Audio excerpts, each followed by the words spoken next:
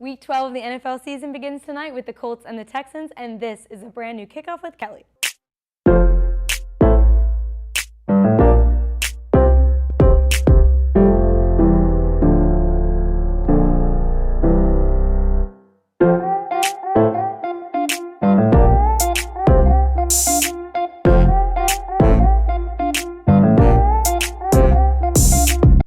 Good afternoon and welcome into Kickoff with Kelly. I'm Kelly Warner. As always, I'm here to get you ready for another week of NFL action.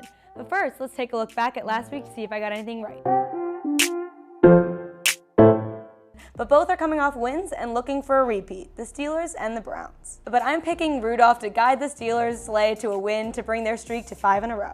No signal, now there is. Touchdown, Cleveland. When Deshaun Watson and the Texans visit Lamar and the Ravens in Baltimore. I'm taking the Ravens by 5. Right after the game, Jackson, end zone, touchdown!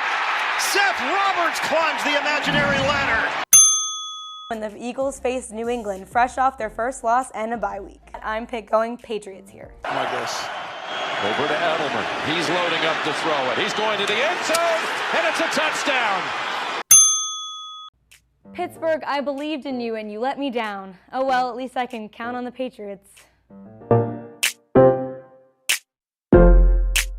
Viking fans, at least the ones who stayed in their seats for the second half, loved watching the men in purple fight their way back from down 20 to top the Broncos. Of the last 100 teams to trail by at least 20 points at the half, only one came back to win, and that was the Vikings on Sunday. Their division rivals in Wisconsin got no help on their bye, as this win was a huge help for the Vikings in their fight for a playoff spot. NFC playoff berths will be hard to come by when the time comes, and teams are going to need every win they can get. Myles Garrett is leaving his pads and his helmet in his locker for the rest of the season and maybe longer after a heinous act on Mason Rudolph got him banned indefinitely. This all started after being sacked for the second time in a row. Rudolph appeared pretty salty after being brought down by Myles Garrett a split second after the ball was released in a shuffle pass. There was no flag on the play, and as Garrett tried to get up, Rudolph tugged on his helmet, and the rest is history. Garrett returned the favor by actually yanking Rudolph's helmet off and then proceeding to hit him alongside the head with it. The situation escalated when Steelers guard David DeCastro, tackle Matt Filer, and center Marquise Pouncey teamed up to attack Garrett. The conclusion of one of the ugliest on-field altercations in NFL history leads to a 3-game suspension for Pouncey, 2-game suspension for Cleveland's Larry Ogunjobi, and a Myles Garrett suspension that will last until the rest of the season at least.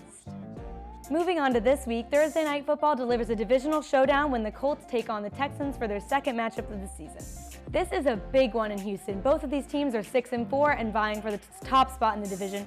Currently, the Colts are holding the tiebreaker with their 30-23 win in their last meeting. They took a bit of a hit when Jacoby Brissett went down in Week 9 and missed Week 10 due to the injury.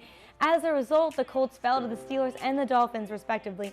As much as I like the Colts, Deshaun Watson is too good to not come back better after a loss like that, and I just think the Texans are the better team here. Give me the Texans at home and in the #1 spot.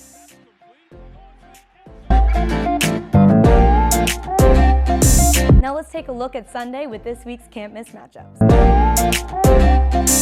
It's a battle of the birds when Russell Wilson takes his Seahawks to Philly to take on the Eagles. This is an overused phrase in the NFL, but this literally is a must-win for the Eagles in every sense.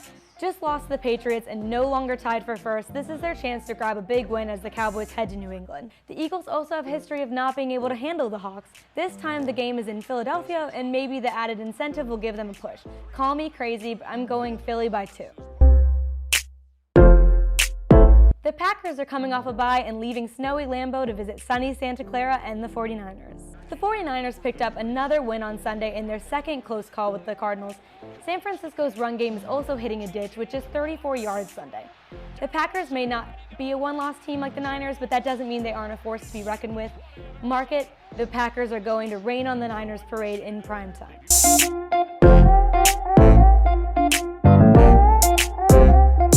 We've kicked off and now it's time to cash out. I am joined today by Ryan Lamb. Ryan, thanks for joining me. Thank you for having me back. Well, my pick's very simple. Baltimore -3 against the Rams. I know it's on the road. I know Wade Phillips has seen all the offenses before, but with the way Lamar Jackson and the Ravens are rolling, I don't think the Rams could handle them. That'll do it for this week's Kickoff with Kelly. Remember, brand new episodes every Thursday at 3 o'clock, streaming on Facebook Live. And if you missed us, be sure to check it out on Penn State Sports Night's YouTube channel. I'm Kelly Warner. Enjoy your weekend.